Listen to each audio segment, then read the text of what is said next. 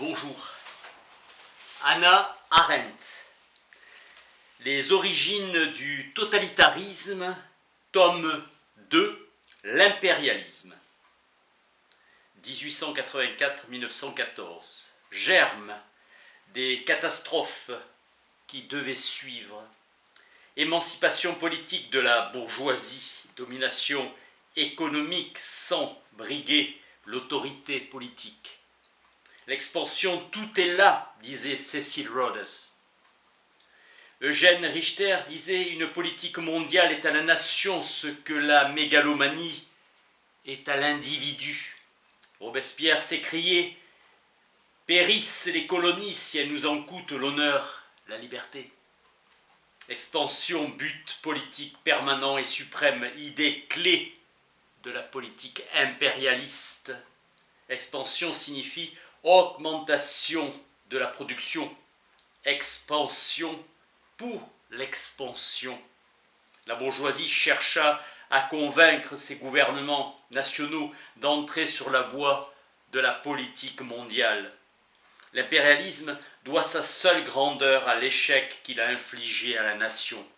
Les impérialistes souhaitent une expansion du pouvoir politique sans que soit institué un corps politique. Les pionniers sont les financiers juifs qui ont bâti leur fortune avec les États-Unis en essor, emprunt sur garantie internationale.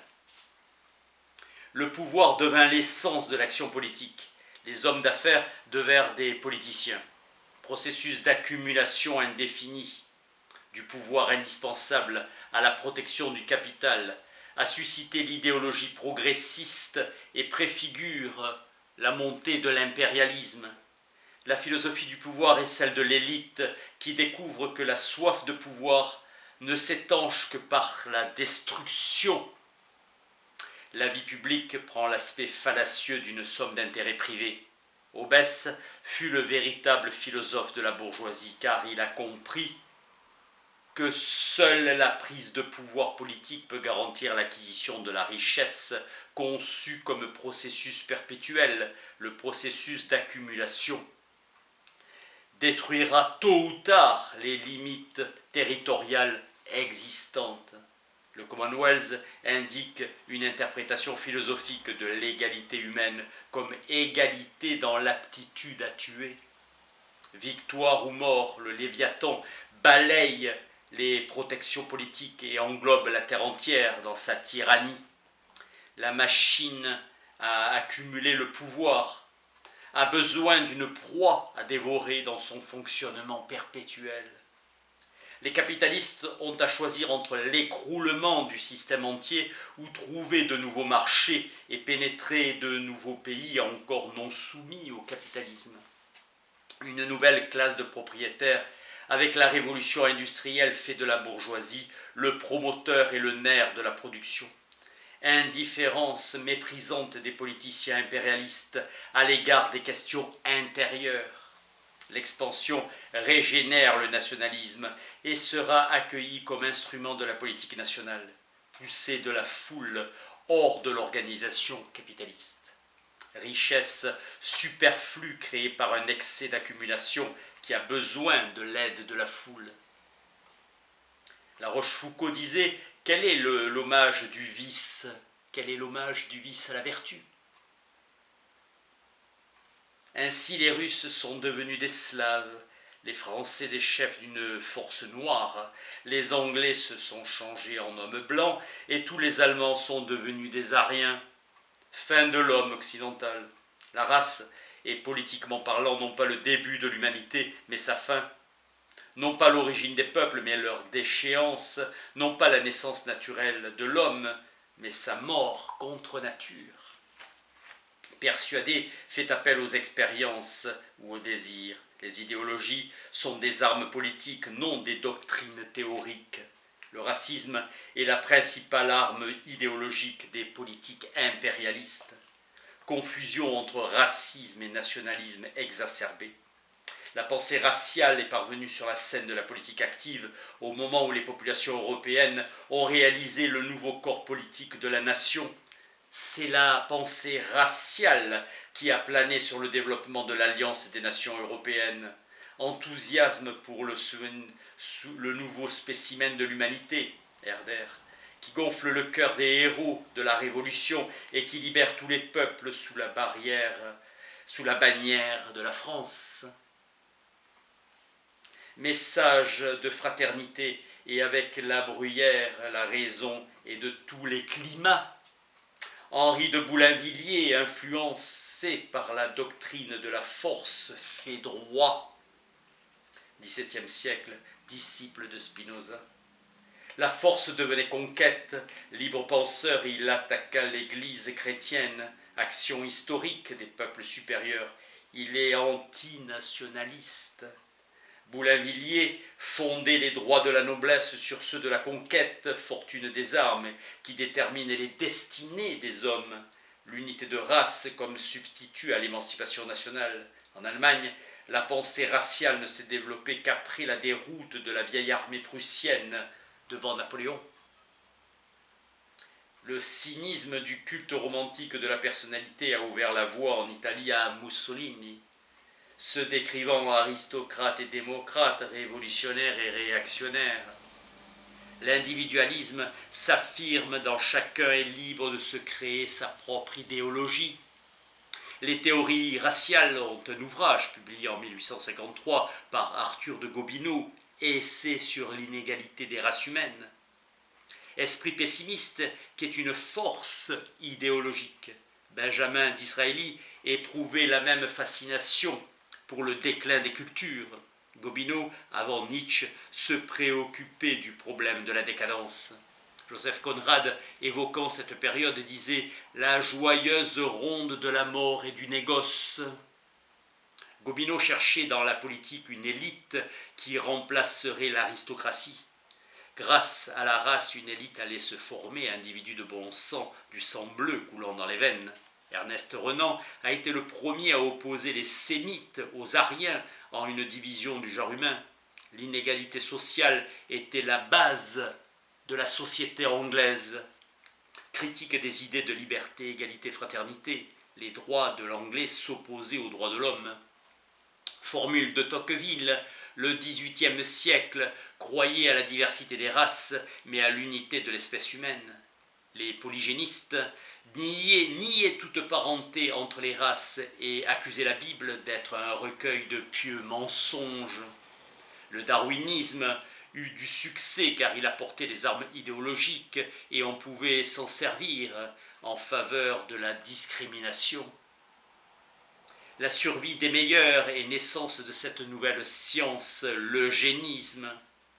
Ernest Haeckel disait qu'une mort miséricordieuse éviterait des dépenses inutiles aux familles et à l'État. Le nazisme tentera bientôt de changer l'homme en bête. Avec Herbert Spencer, foi en l'avenir angélique de l'humanité et origine simiesque de l'homme, la classe moyenne voulait des savants capables de prouver que les grands hommes et non les aristocrates étaient les représentants du génie de la race. Carlyle, sur le génie, le héros était plus un réformiste social qu'un père de l'impérialisme britannique.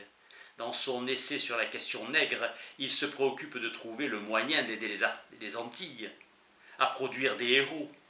Charles Dilke marque les débuts de l'impérialisme avec son livre Greater Britain en 1869. John Robert Cilley respecte encore les hindous dans son livre à succès Expansion of England, vendu à 80 000 exemplaires, et les distingue des barbares. Le nationalisme est promu par la classe moyenne, mission nationale en Angleterre. La pensée raciale se révéla une aide précieuse pour le racisme, attirant les pires éléments de la civilisation occidentale.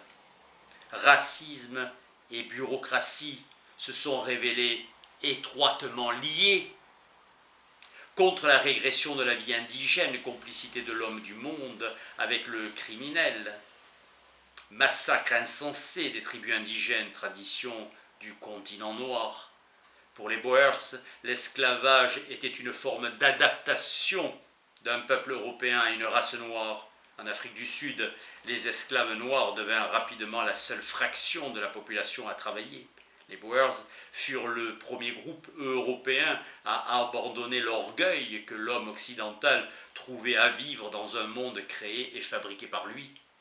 Des blancs pauvres en Afrique du Sud représentaient 10% de la population blanche totale. Les Boers niaient la doctrine chrétienne de l'origine commune des hommes. Comme les Juifs, ils se percevaient eux-mêmes comme le peuple élu. Les gisements de diamants et les mines d'or se trouvaient dans ce paradis, fantôme de la race. L'abondance d'indigènes, main-d'œuvre à bas prix, était la différence la plus importante par rapport à d'autres ruées vers l'or. Ruée organisée, contrôlée et financée par l'économie européenne classique. La ruée vers l'or devint une entreprise impérialiste après que Cecil Rhodes déposséda les Juifs et devint le personnage central du Cap. Race et bureaucratie seront les deux grands moyens politiques de domination impérialiste. Le détachement devint l'habitude de tous les membres de l'administration britannique, forme pire que le despotisme ou l'arbitraire, car sans lien avec le sujet, ni pillage, ni présent. Les services secrets britanniques d'origine illustre et l'aventurier, considérant péché de baiser les lèvres d'une fille blanche et vertu de baiser le soulier d'un homme noir, Kipling lorsqu'il fait l'éloge de Kim. Sans programme pour la conquête du monde, ils engendrèrent un vaste esprit de prépondérance totale nommé par Dostoïevski un esprit de panhumanisme. Si la conscience nationale est un phénomène relativement récent, la structure de l'État était le fruit de siècles de monarchie et de despotisme éclairé, siècles pensant que tous les peuples étaient des nations en puissance. Là vivaient des masses sans la moindre notion du sens de la patrie et du patriotisme. Le nationalisme tribal naquit de ce climat de déracinement.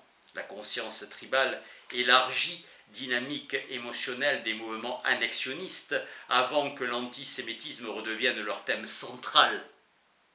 Le nationalisme tribal n'est rien d'autre que la perversion d'une religion qui a fait choisir à Dieu une nation. La haine des racistes à l'égard des Juifs venait qu'après tout, c'est peut-être les Juifs et non eux-mêmes que Dieu avait choisi. Instaurer le règne de Dieu sur terre. Pseudo-mysticisme, sceau de la bureaucratie qui devient une forme de gouvernement. L'Empire russe offre le portrait complet d'un régime bureaucratique. Philosophie qui voyait dans l'accident le véritable maître de la vie, manifestation de la divine providence. Dévotion dans le tsar, leur dieu sur terre. Les mouvements étaient chargés de philosophie, prétendant avoir mis en marche l'individualisation de l'universel moral à l'intérieur d'un collectif. Tous les groupes impérialistes sont au-dessus des partis, loin des querelles des partis représentant un but national. Le système allemand fit du Parlement le champ de bataille des opinions contradictoires. En France, l'exclusion des masses du gouvernement marque le début de la haine et du mépris pour le Parlement.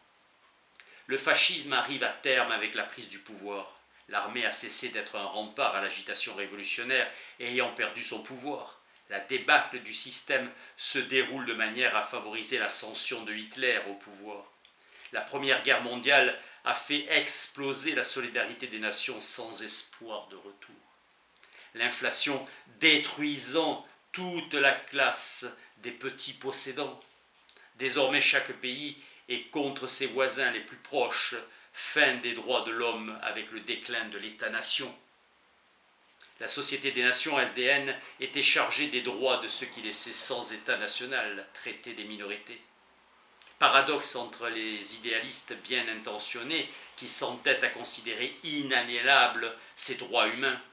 Après la guerre, beaucoup se sont abrités derrière leur état d'apatride, afin de rester là où ils se trouvaient et d'éviter d'être déportés dans un pays natal où ils n'auraient été que des étrangers, comme les juifs polonais en France. Avec Hitler, l'intérêt national sera proclamé. Le droit est ce qui est bon pour le peuple allemand.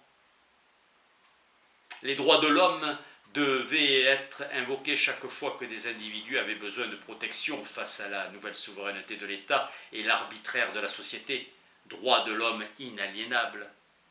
Traité comme une sorte de parent pauvre, car les droits civiques des citoyens étaient supposés indépendants de la citoyenneté et de la nationalité, tous les êtres humains sont citoyens d'une certaine forme de communauté politique.